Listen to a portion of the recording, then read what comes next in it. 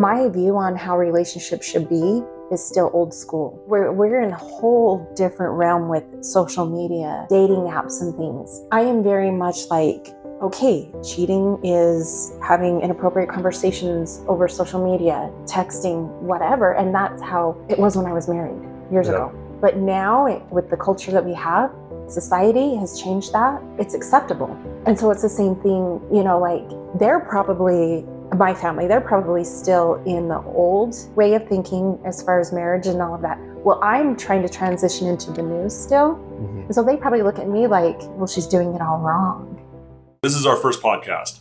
It's going to be a learning experience for sure. It's going to evolve. It's going to change. It's going to get better. But I hope you like this first episode as we sit down and talk about many interesting topics in this episode and episodes to come. So, Christine, how you doing? Good. How are you? I'm doing okay. So, the first thing I wanted to ask you is, who are you? Who am I? Yeah. As far as who are you as a person? What do you do?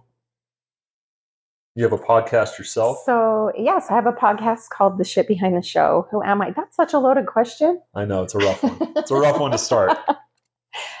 Yes, I have a podcast where I talk about relationships, breakup, divorce, how to navigate your life after those types of situations in life, the trauma behind it, the mental situations that you get yourself into because of the pain and the trauma, and how to do it differently than what I did. That I was married for 15 years, growing up in a culture where it is there's a lot of pressure to graduate, get married, have children right away at a young age.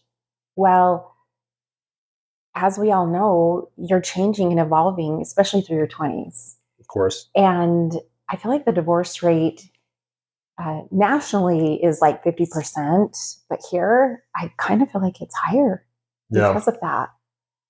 And just for anybody who's watching this, who's outside of our general geographic location, we're in Utah, Salt Lake City, Utah, which is a very heavily Mormon populated culture, and which is probably why you're saying some of these things. Yeah. Yes, it is, because most that live here are part of the LDS religion. And so it's not good, bad, wrong, or right. It's just how it is here. So we are conditioned that this is just how life should be. A lot of expectations. Yes. And I am finding, after my divorce, after 15 years of marriage, high school sweetheart, the same thing, followed the same path that most do, that it's probably, for me, I'll just speak on my habit. It's just not probably the smartest path for long-term, for a forever thing. Yeah. I don't know if I believe in forever anymore as far as marriage, but. Yeah, that's a difficult one, because as you said, you evolve so much over the course of even a couple of years, where you're probably not the same person that you were 5 years ago. You're probably not going to be the same person 5 years from now that you are now. Right. And trying to find somebody who, at least in the context of a romantic relationship, that can evolve and grow with you to where you guys are growing down the same path as opposed to growing along separate paths, is difficult. I think that's probably a challenge that a lot of people who are single would face, but also people who are in relationships. How do we stay on the right path? Right. And then you get into, okay, we're out here, we're divorced, we're dating, we're trying to find our person again. And that's fun, isn't it?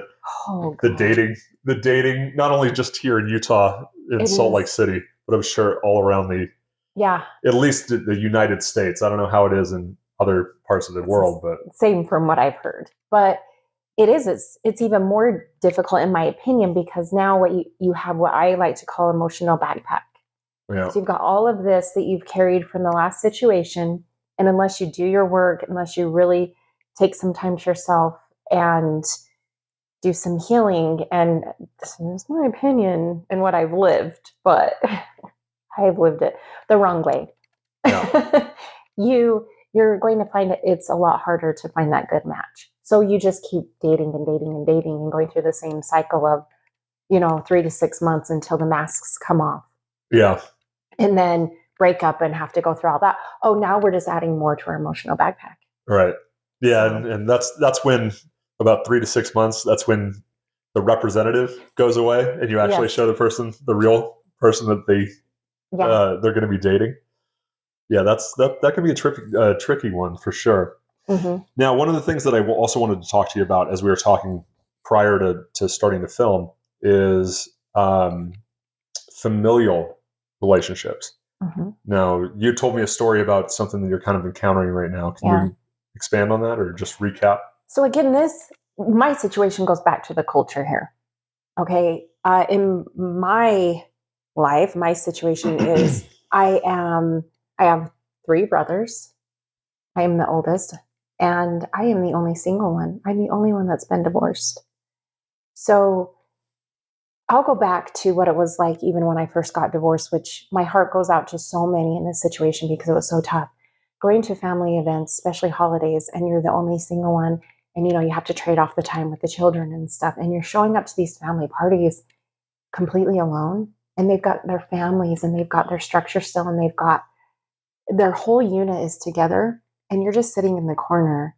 Like, it feels so lonely and just so like out of place. Yeah.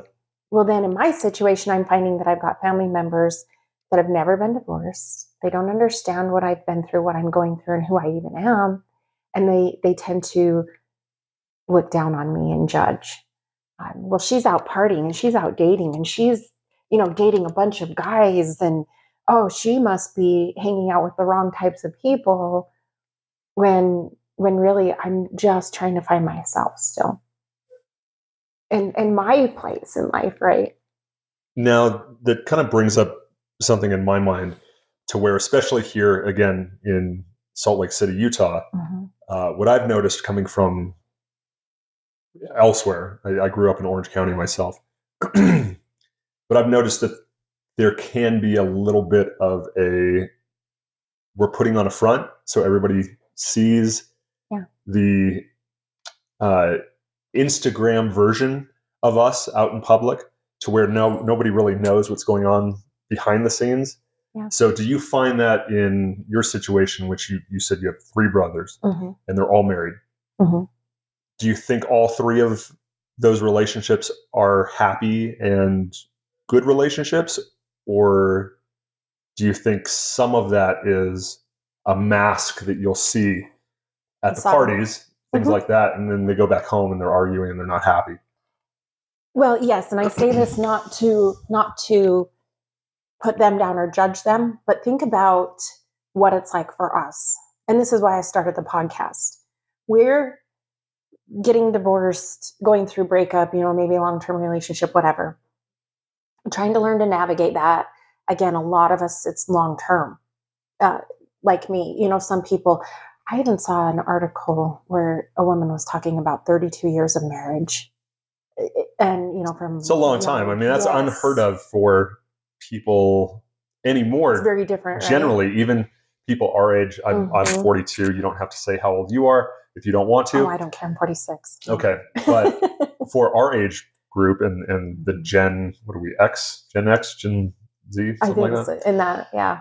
I mean, people staying together for, 10 years is an extreme accomplishment at this point. Yes, it really is. And so think about when you first get out there, are you going out there and wearing all of your feelings on your sleeve? No, we put on this mask that everything's fine. Yeah. And that's why I say the shit behind the show, because there's so much behind this image that we try to portray. Like, I'm fine. We don't want our exes to know we're hurting. We don't want our friends to know that we go home and cry at night and how lonely we are. And so I believe that's the same for married couples. I truly do. There's a lot of shit that goes on behind closed doors that they don't share. So we shouldn't be judging either side. Yeah, agreed. Because it's just 2 different types of problems, right? And probably one of the worst things you could do is post all of that stuff on social media when you do get into an argument, because then when your friends go to support you, like, oh, I understand, you guys had a little bit of a rough patch. When things hopefully inevitably get better again, well, now they have this view of this person that you put there, and now they'll always have that in the back of their mind. Oh, things are going well, but I remember you said when this happened or that happened, which is why I think relationships generally should not be put on Facebook for the world to see, or social media. Which is so itself. hard. Oh, sorry. Did I? No, go ahead. It's so hard because I went through something pretty recently where those moments that I posted that were wonderful, I truly felt like that at that time, the great moments, right? Yeah. And you do, I don't put the bad stuff on social media. Like, I just don't. So to some, it may look like, oh, she puts on the show like everything's wonderful. No, I'm just not going to share all my shit with everybody. Which I think is healthy. Yeah, I talk about it on my show, like once it's over with, Sure. But the people that are closest to me understand that I'm trying. And so I try to see that with people like, hey, good for you. I know you had this rough patch, but I'm happy to see that you two are trying to work through it. Because marriages are the same way. Yeah. I assume you're talking, well, it could be both, just dating or marriage. Yeah. Now, when that becomes abusive, that's when I would reach out to a family member and be like, look, you've expressed that it's dangerous. Just be careful. If things are really getting bad, you're saying. Mm-hmm.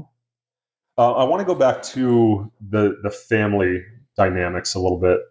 Do you find that the communication styles with family members differ than friends or a potential romantic partner and how you interact with them?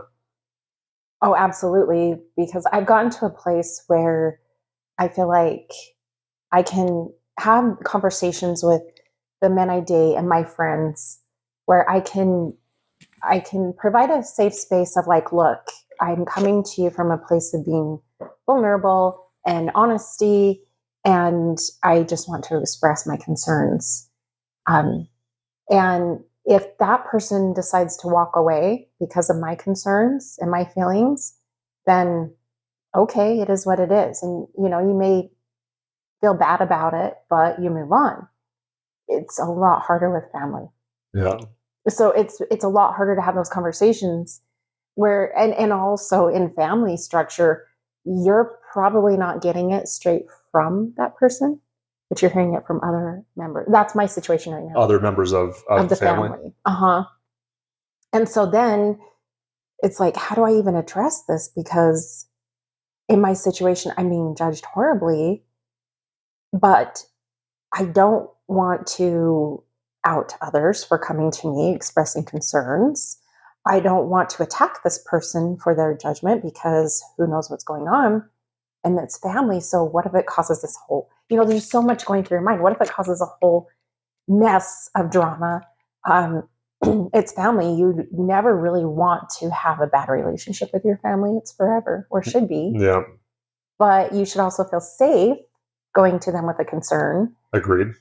Without it being like a friend or someone you're dating that can just is like, well, yeah, it sucks if you walk away, but I don't have to see you on holidays. So kind of expanding on that topic, you brought up something that leads me into the next question that I had, which is navigating the boundaries and respecting the space of those people that are close to you, and also trying to balance not overstepping, but also being able to step in if there is something that is a problem. How do you balance that?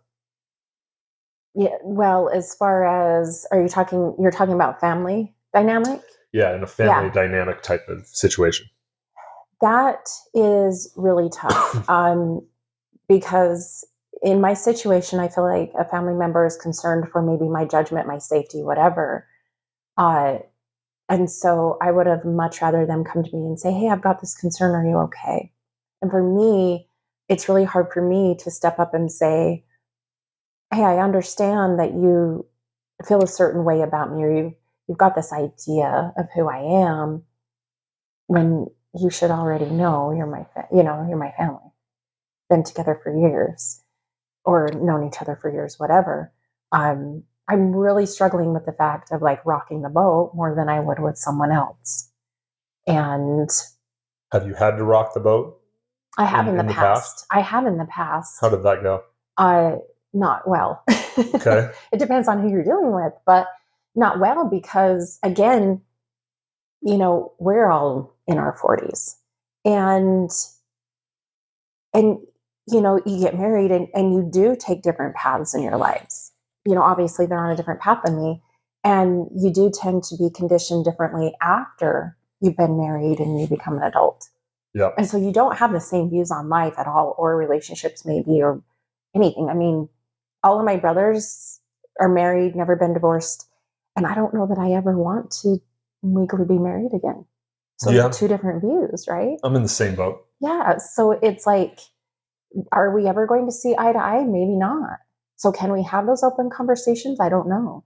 Without it having friction. And the perspective is so much different coming from somebody who's been through long-term relationships, been married, had to go through the divorce process, and then in this case is out, dating again, as opposed to somebody who's been married, which we hope is happily for however long they've been married. It's a very different feeling, lifestyle, emotional situation. And I've found it difficult to talk to people who are in long-term relationships about relationships because it's just such a different perspective to where you have no idea what that is like. Yeah. So how can you possibly give any advice that's worth taking? Not that I don't think these people are intelligent, but you're just not in the situation in which you'll have really any perspective on what it's like to be on the other side. Both sides, right? Yeah, it's kind of like, for example, if somebody was starting a business, if somebody's been an employee their entire life and they've never had any aspirations to do anything but, I find a job, I work for somebody, and that's what you do. They're just never going to have or be able to wrap their head around the idea of starting your own thing, trying to build it up, trying to build it into something, right? So it's difficult to sometimes get perspectives from people who are in those types of situations, in those relationships, because you don't really understand what it's like on this side.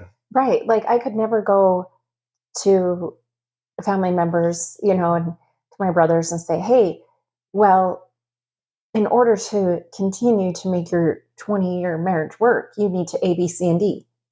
I have no freaking clue. Right. I have no clue. Like I was married for 15 years, not 25. Yeah. And it's not my place to tell them. And I do feel like it's different because they're dealing with someone that they know as well as themselves, right? You've been together for so long. So from their perspective, they can't tell me what to do in a relationship either because I'm dealing with someone that I've known maybe 6 months to a couple years, whatever, my situations. And so they can't come to me and say, well, this is how you need to make it work. You don't know. Yeah, up till about that 3 to 6 month mark, you don't even know who you're dating. Yes. Really, because again, it's still the representative. But I think everybody does it. I think everybody does it because they want to put their best foot forward. They don't want to do anything that's going to rock the boat, especially if they like the person. I think. Yeah, it's tough. Yeah, you want to form that emotional connection before you start leaving the toilet seat up or down, or I don't know, whatever you guys do. Maybe that's why I'm single still. No. I don't know which one it is.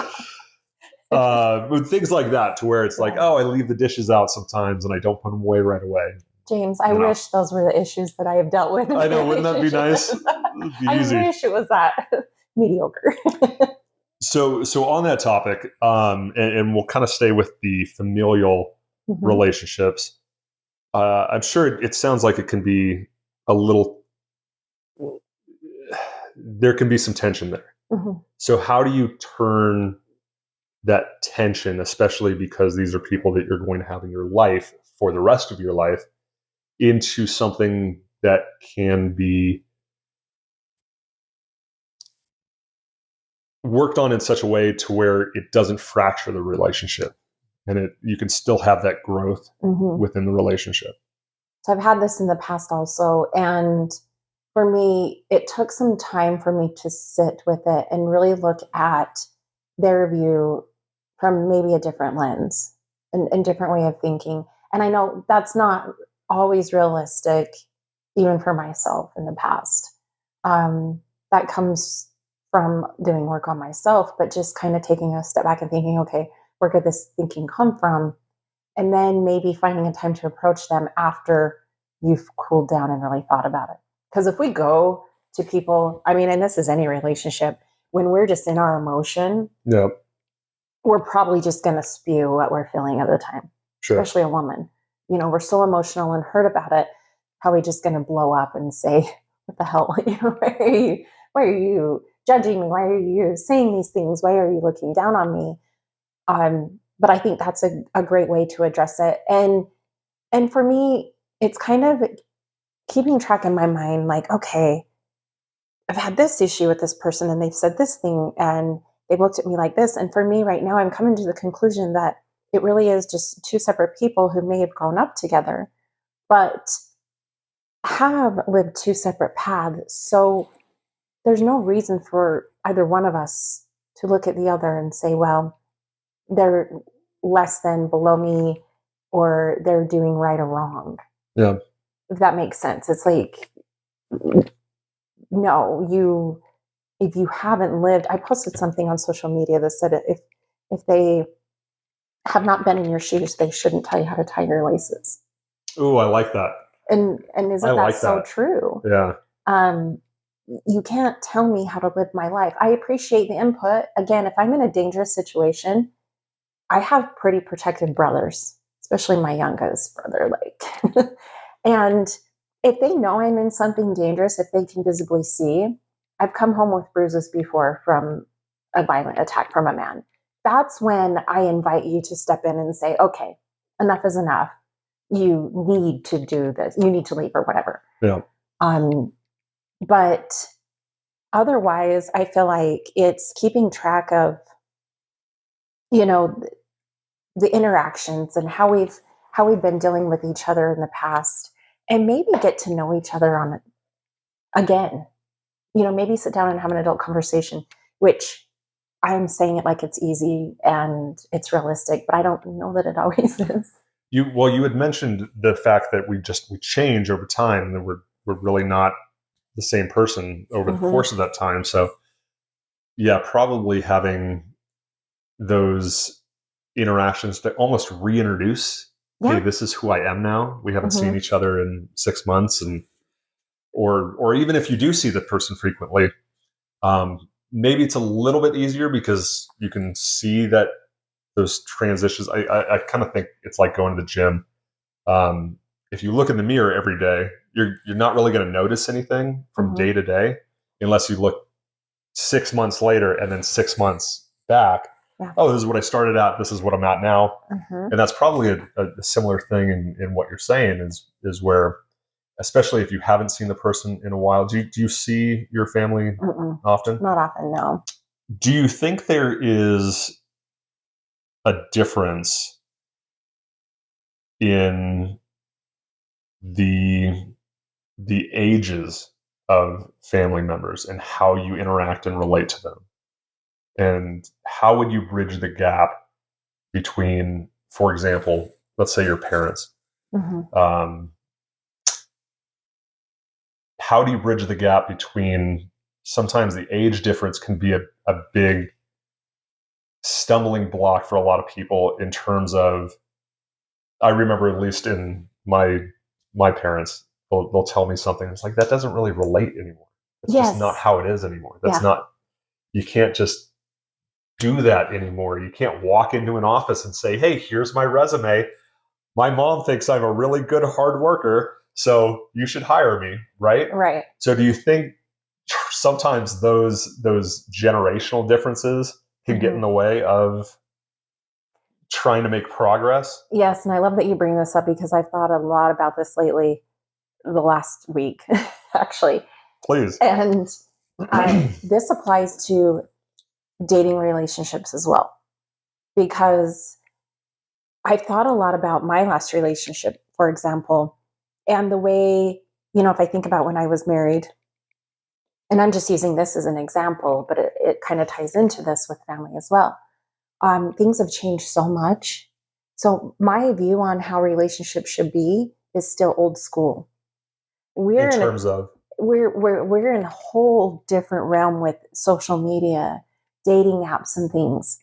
I am very much like, okay, cheating is having inappropriate conversations over social media, texting, whatever, and that's how it was when I was married years Yep. ago. But now, with the culture that we have, society has changed that, and it's acceptable. And so it's the same thing, like they're probably, my family, they're probably still in the old way of thinking as far as marriage and all of that. Well, I'm trying to transition into the new still. Mhm. And so they probably look at me like, well, she's doing it all wrong. Like, you know what I mean? Yeah, Like, well, yeah. you're not. In fact, I've been told, I can easily say it, I've been told, well, you're not doing A, B, C, and D, and this is why you haven't found your partner. And I'm like, but you don't understand what I'm dealing with now. And is this also coming from who is this coming from? Someone that's been married for 25 years. Okay, so again, it's the same thing, right? They have no idea what it's like on that side. Yes, because it's changed so much. You just go up to a girl and ask her out. Yes. That's what you do, right? And then you're dating. Right, and then you're going steady. Yes, and it's only one person. Don't date multiple people at once, And I know there's a lot of us that we still think like that. Like, it's just natural for me to I meet someone that I'm really into, and others just kind of fall away, and I just kind of focus on one person because that's just how I was conditioned to be. But I think that's also why it's so hard to relate to one another. Yeah. Because it is so different. Not only is it different because they're married and never been divorced or whatever, but when they got married, when they were dating, holy cow, it was way different than it is now. If you met someone, you were lucky because it was organically and natural. At the grocery store, at the gym, at the high school, college. High school, at the workplace. Yes. Yeah. And now it's dating apps, and you don't even know if you're going to meet the same person Facebook, that you're social seeing. media. Yeah. Like with AI especially, like, are they even this person? Yeah, that's a good point. So I think it's just the generational gap of what's been going on throughout the years. Do you feel that some of the upbringing, I think you had mentioned you had a pretty decent upbringing, but have had some challenges with some family members. How do you find yourself healing from some of that drama or trauma with some of those family members, or just you go through a rough patch, get into an argument? How do you find yourself getting past that and repairing those relationships? For me, with that, it's kind of doing some self-reflection on, I can't control what they think of me or how they handled it, how they reacted, whatever. Sure. I can only control myself. So for me, it's trying to do my work and be better myself and accept my responsibility for whatever may have happened. Say there's confrontation. Well, I need to take responsibility for my end of things and think about, okay, where could I have done better? How could I approach this differently next time so it doesn't get so bad? I'm sure there's drama in every family. Is there an example that you have of a situation in where you either got into an argument, or if you don't mind sharing? I can share because it's buried now. So being in the LDS culture that we are here, LDS community, I will say that I have a brother who is very high ranking in the LDS religion, in the church, whatever. Been married for a long time, kids and all of that. Well, I started the podcast, and he, first of all, has never had a podcast or anything. He's never been single, none of that. And he pulled me aside and he said, you're doing it all wrong. Somebody who's never done it, who's never been single, never had a is telling show. you what you're doing wrong. Yes, and he's LDS. I see. And so he's telling me, you can't say shit. I mean, hopefully that's okay with you. You can't swear on your podcast. Why? Because it's frowned upon. And I got lectured. By who? Listeners and viewers. No one Which ones will listen to me. I don't know. I don't know, right? And so he kind of looked down on me and he was like, this is why no one will ever listen to you. No one will ever pay attention because you swear and blah, blah, blah. And you're doing this wrong. And it took a few years. But later he's like, why don't you like me? And I'm like, here's the thing. Instead of being supportive, you looked down on me and told me all the reasons it wouldn't work. Instead of being supportive and saying, hey, how about maybe you try this or maybe you try that? I mean, he was wrong. Look at Joe Rogan. Yeah. I feel like that's just a Utah thing. It is like people saying, I find it funny because there is an aversion to swearing here. People will say frick or oh my heck, yes, which are both funny, and I find it endearing for the people that do say it. But for myself, having grown up elsewhere, I mean, yeah, if something goes wrong, you can say what the fuck. It's just a part or of language. This is shit, or yes. Whatever. Yeah. I find it culturally interesting and strange, quite frankly, thing when people have the aversion to swear just when it does make sense. Not saying you necessarily have to, talk like you just came off the boat like you're a sailor, but just trying to avert it just for the point of, averting swearing is odd to me. Yeah, like you go to other states and it's just, I remember when I was part of the LDS religion and I traveled, I think it was to Colorado and to visit family. And they were just like, fuck, fuck, fuck, fuck. And I was like, and it was no big deal to them. Yeah, no big deal. They weren't correcting each other. They weren't like, and I remember we were at a restaurant and I heard a guy say it really loud. And I remember just sitting there thinking like, this is weird. Not that I looked down on it or anything, but I was just like, and no one's looking at them strangely, like you're doing something wrong. Right. Just part of how people talk. It's just how it is.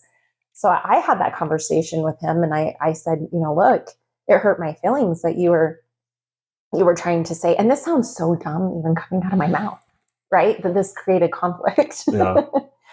But I had that conversation and he was like, thank you for pointing that out. I had no idea that it came across that way. I get what you're saying now. I meant because for my situation, I've got children. I wouldn't want my children to listen. And I had to explain to him, this is not a children's show. Yeah. So it doesn't matter. It doesn't apply. And I think some of that's a little strange, again, because I think as parents, you want to prepare your children the best that you can for the world that they're going to be entering into. And doing things like not swearing, especially when, again, if it's appropriate, if it makes sense. I'm not saying just, every other word is obscenity. But I think children are smart enough to know that they've heard it from other places. They know that people say these words. Yeah, you may want to have them not say those words as a 5-year-old, as a 8-year-old. Right. No, actually, it's kind of funny. It is kind of funny. When my voice would say it, I would be like, that's not cool.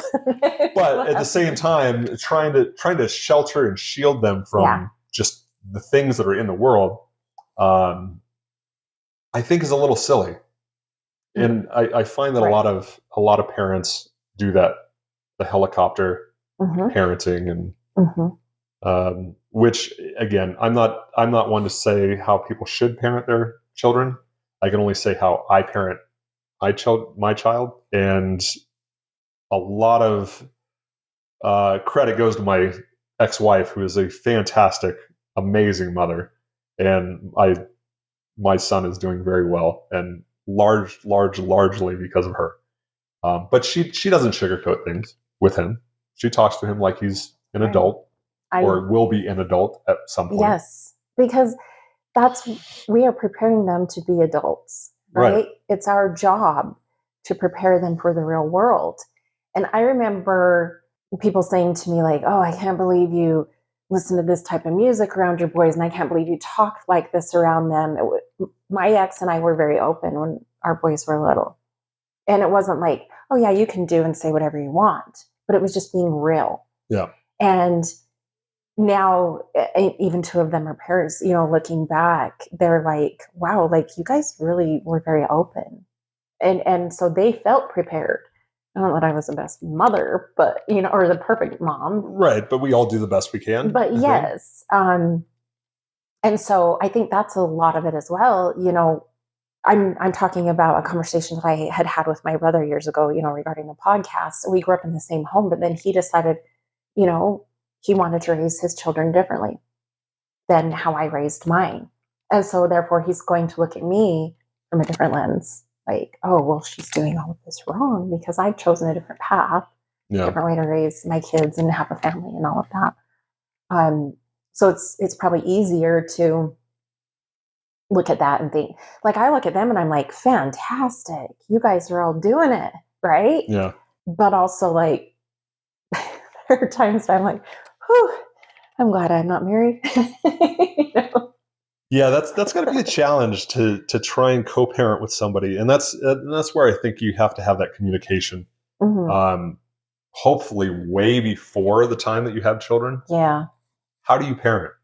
What would you do in this situation? How would you handle if our child did this or that? I never had those conversations. For the viewers out there, for the audience out there, probably have that conversation before you're going to get somebody pregnant or get pregnant by somebody. Yes. However, it worked out well for me when my boys were littler. Like we did parent very well together. Oh, good. Yeah. Good. I think that's important. But that kind of leads me to my next question of supporting personal growth. I remember you said, or you told me a story about kind of a challenge that you had encountered where you didn't feel like you were being supported as you were trying to grow something that you were working on. Mm-hmm. And I think it was the podcast. Mm-hmm. Can you talk to me a little bit about that, either in a romantic relationship context or familial relationship context? And that's another struggle. And I love that you're using the podcast as an example because I'm very passionate about it. It's like a child to me. I've listened to this podcast. I've been on it. I've been privileged enough to be on it, and it was fantastic. I love the podcast. It was so fun. It was so fun. I love it. And so I'm very passionate about it. It's very dear to my heart. I'm so proud of it. As you know, creating something like that from the ground up and really having it have a good message and it's working and it's helping people just as you wanted it to do. Like, I'm super proud of that. And so when you have someone that you care about that doesn't appreciate it or puts it down, it is like someone coming to you and saying, your child's ugly. Yeah. I don't like your child. Get them away from me. All the effort, all the time, all the blood, sweat, and tears that you put into it. And if they don't share that appreciation, it's very hurtful. And I know this sounds very dumb, but it is. It just kind of feels like I said, like they're attacking your child or is saying, I don't appreciate this part of you. Yeah. I love you, but I don't appreciate this part of you, when they should appreciate everything. So it is really hurtful. And as far as family, they don't have to appreciate everything about you. Just be respectful. Mm-hmm. And obviously it's more fun if everyone around you is cheering you on. Oh, sure. Right. And it's like, yes, I'm so proud of you. This is so amazing, which I do have those people in my life. But as far as romantic partner, I think it's even more challenging. Yeah. And that's what I was dealing with. There's a really good quote. I can't remember who actually said it, but it said, if you want to go fast, go alone. If you want to go far, go together. Yes. And I think especially when you're trying to build something, that support is very crucial from either your romantic partner or your family or your friends to support the fact that you're trying to do something, that build something up, try something that hasn't been done before, or that other people that you at least know of personally maybe haven't tried before, right? And they're saying, I don't know what you're going through. I've never done this, but good job. I'm cheering you on. Yeah. I'll be at the finish line waiting for you, just cheering you on. I appreciate you and our conversations have been, when we're going like this through it all, it's we're a like roller coaster. Calling each other like, oh, I've got this setback or I've got this win. Yeah. And so we're kind of going through it together right now, building our own stuff. I expressed to you that I wish I had that in a partner. Yeah. I do have it with some family members, but I do wish that there were a lot more of them that would listen to my show and say, and give input. I love this. I feel like it's hard enough navigating life and your passions and goals in life. To not have the people around you that you care about support you is even harder because you just want to share your wins. As you share, some of the ups and downs with the different relationships that you have. I know, again, we've talked at length about the different things we're both trying to build up or work on, or family things. Do you find that sharing some of those difficulties and some of those struggles fosters a more intimate connection with those people, whether it's, again, romantic or familial friendships? How? I feel like if you've got the support and you're sharing, okay, I'm going through this struggle, even if they haven't been in your shoes, but they're supporting you, they could give you a view from an outsider's perspective of like, okay, well, if I were in those shoes, maybe I would try this, give you some advice. Or, my mom doesn't listen much to the podcast. She's like, oh, I watch a few little videos here and there, and I should watch more, but I'm just, it's not really her thing, and that's fine. Yeah. There have been some episodes I'm like, Mom, don't listen. You don't want to hear this. Not for you. Not for you, Mom. But I know I can call her any given time and be like, Mom, guess what? And she's happy for me. She's excited. That's enough for me. That's enough support. Yeah. You don't have to like it. It doesn't have to be your thing. You don't have to listen. But it just feels good that I know I can call her and just be like, hey, Mom, guess what? This thing happened. And she's like, help me understand, like the ins and outs of it. That's awesome. I'm so happy for you. Yeah, that's great. And so it helps build your confidence to continue to go further. You do need those cheerleaders. I've certainly noticed that in my own life. I can usually push through a lot, but it is so helpful to have cheerleaders cheering you on along the way. Because let's face it, a lot of us can get discouraged. A lot of us can get down on ourselves. Something doesn't work out. Yeah. Blame ourselves, which, for whatever reason, it happened.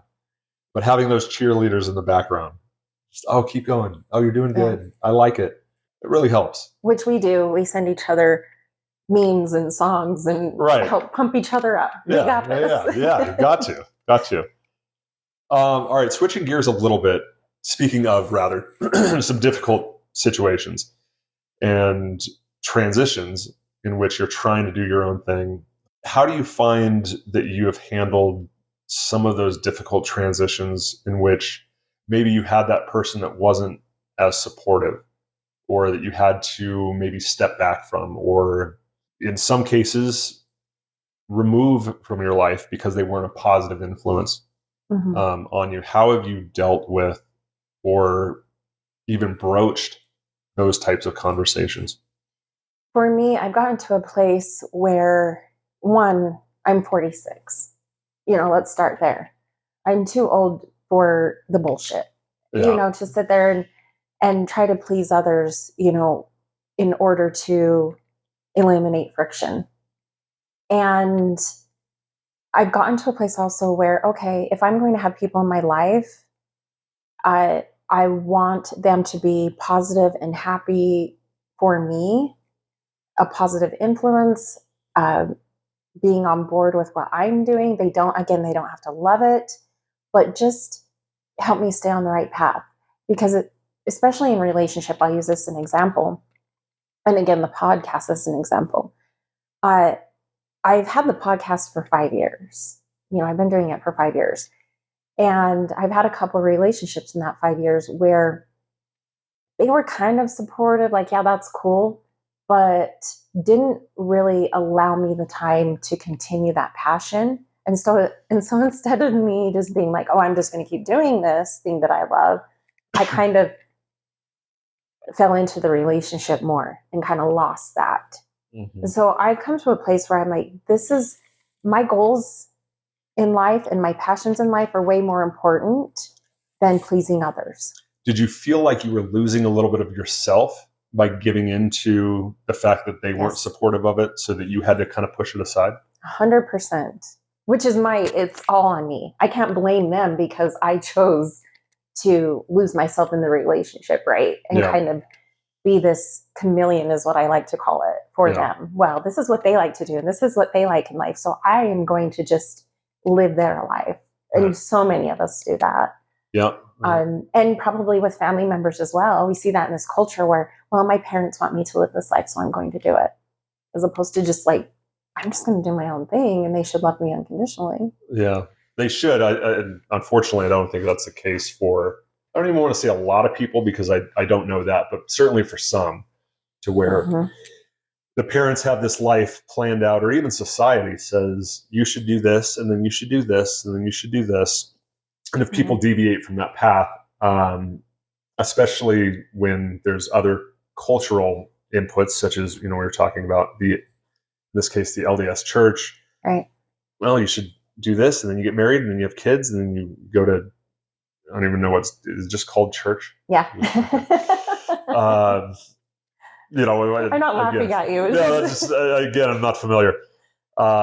If you don't follow that specific path, then you have all of these external factors, or external sources judging you or shaming you, which, I think is unfortunate. Yeah. And that's got to be even more compoundedly difficult when it's coming from people that you're very close to, such as your family, such as a romantic partner. So with all of that, what would you say is the key to creating a legacy of healthy family relationships? Because you've been through some of those ups and downs. It's a great question, because I've thought a lot about legacy lately. I'm in a point in my life where I am completely everything has changed. I like to call it a clean slate. Everything has just fallen apart right now.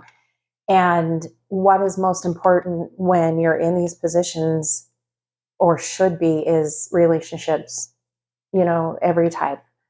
And what legacy am I leaving? And for me, it's just, you know what?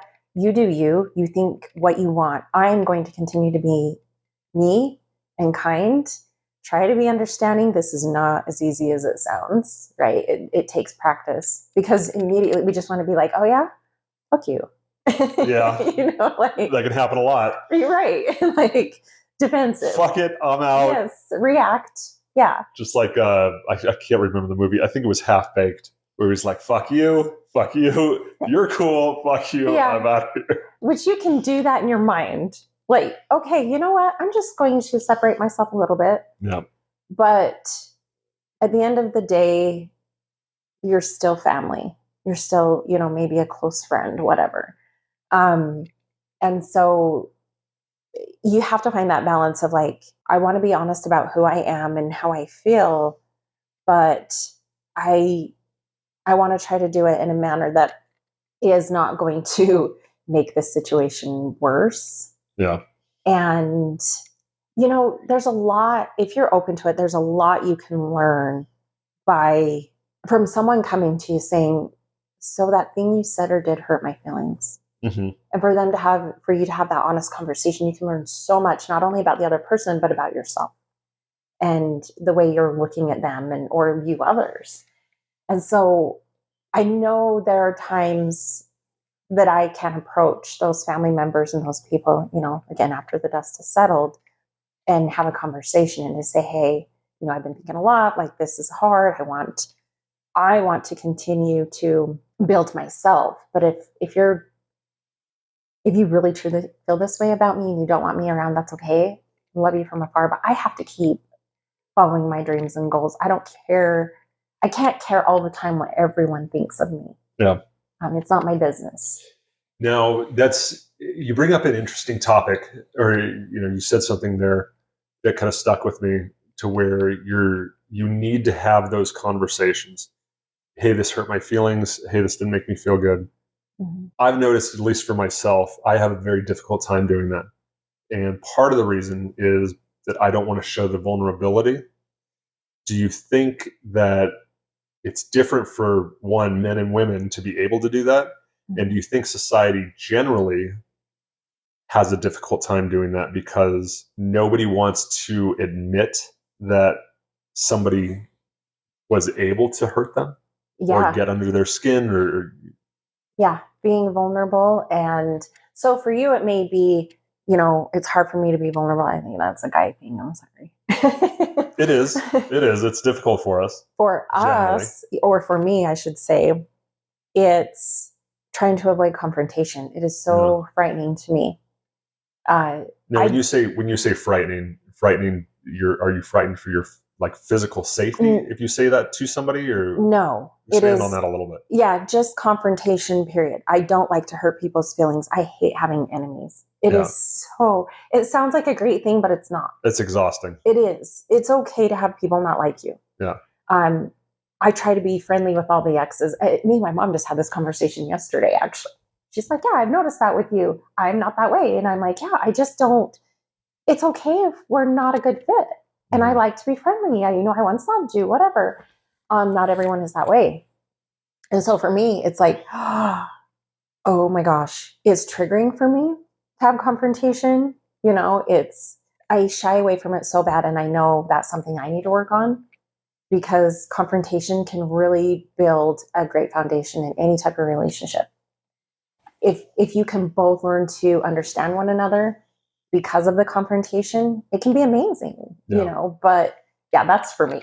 Yeah. It's like, understandable. Not gonna rock the boat. I'm the same way. I think I need to get better at being probably more communicatively assertive, as opposed to oftentimes I won't say anything, and I won't maybe interact with a person that I feel wronged me, but I won't say anything, because then it's admitting to myself and them that they were able to do something that got to me or hurt me or made me feel a certain way. Possibly something I need to work on myself, which is not easy. It's not easy to do, to admit that somebody was able to do something to you. Yes. But that shell. Yeah, to let them, get under or past the wall. Yeah. It could possibly, though, lead to a stronger relationship, or quite frankly, it could make you kind of feel worse that you're possibly being vulnerable and letting this person know, and then they just are indifferent to it. Yeah. And that could hurt. Mm-hmm. Or maybe it could cause them to completely shut you out of their life for good, because you disagree with their opinion. So that's what goes through my head, is I'm like, I've gotten better with romantic relationships, bringing issues up. Yeah. But it's not always taken well either. Yeah. So it's like, that's the make or break, with that. Family, friends, it's a little bit more difficult for me. Takes a little bit longer. Yeah, and I think the way people react or have reacted in the past can certainly do something to each individual on how they perceive in the future doing this. Because, and what I mean by that is, if you've given somebody bad news and they've reacted very poorly or acted erratically, for example, right? Let's say you have to cancel a date, or family birthday thing, something like that, and you call up whoever it is. Hey, you know what? I'm so sorry, or you text, whatever. I'm so sorry, I can't make it. Something came up. If you're met with, oh, you know what? That's okay. I understand. We're gonna miss it. Something like that, a response like that, as opposed to, how could you do this to me? You said you were going to be here and you're so irresponsible or flaky, or fine, if this isn't important to you. And they start blowing up. That's definitely going to cause you to be hesitant to do that to anybody else. Yeah. In terms of letting them know the bad news. Hey, I can't make it. Well, how is this person going to react? The last time I did this, that person reacted in a way that probably wasn't appropriate for the situation, but nevertheless they did. And now I'm afraid to give somebody bad news because they may take it very, very poorly. Mm-hmm. And I don't know how you get past that, because I've certainly had that situation in which I've had to deliver bad news and it was taken poorly. Mm-hmm. And so it makes me hesitant to be honest with other people sometimes, unless I very much know that person and know that they will not react like that. Yes. But if I don't know them very well, that's tough. That's tough to do. It's so funny that you bring this up also, because I had a conversation last night. Someone had said, I feel like you're overly emotional and blah, blah, blah. Well, I had a situation with my best friend years ago. One of my best friends, he had wronged me. Mm-hmm. And we didn't speak for a while. And I was never upset about this. Like, he felt he had wronged me. Let me correct that. Yeah, okay. And most women would be like, it's kind of a big deal. I don't want to go into too much detail, but we ran into one another and he's like, I am so, so sorry. Yeah. And I said, look, I know where you're at in life. I understood. And so we were discussing that, and he was saying, I said, if I'm that irrational, I don't think I would have, I was just trying to dissect some things that were said to me in my head. I don't think I would have approached this situation the same. Mm-hmm. But there are times that it can happen once from one person, by one person, and that's where triggers come from. Yeah. So now you're going to be triggered. So they probably were triggered in the first place, right? Right. And then now in turn, you're going to be triggered. It's just this endless cycle. Yes. Oh, it's no good. Yes. Let's see if we can break that. Oh, I know. That's tough. That is tough.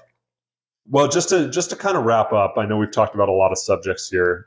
Is there anything that you would like to say or ask for the next guest in regards to relationships? Relationships. And it can be of your choosing. Just any.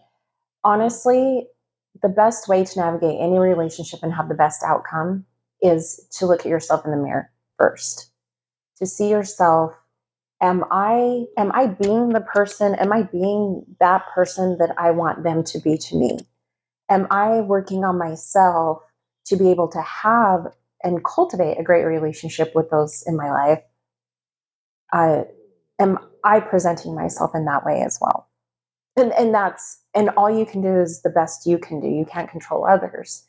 So that's what I would say. Really take a second to look at yourself in the mirror and think, okay, I'm having issues with these people, or I'm trying to prevent these issues, but am I being my best self to them or to myself in order to gain these relationships and cultivate the best relationships with them? So being objective when you look in the mirror. Yeah. It's not easy. It's not easy. I like that one. It's a lot of work. I like that one. None of this self-growth shit is easy. I know, it's all fucking hassle, isn't it? But if you can get there, it's great. Yeah. It's great. Well, Christine, thank you again for being on this first episode of the Right Podcast. Looking forward to having you back.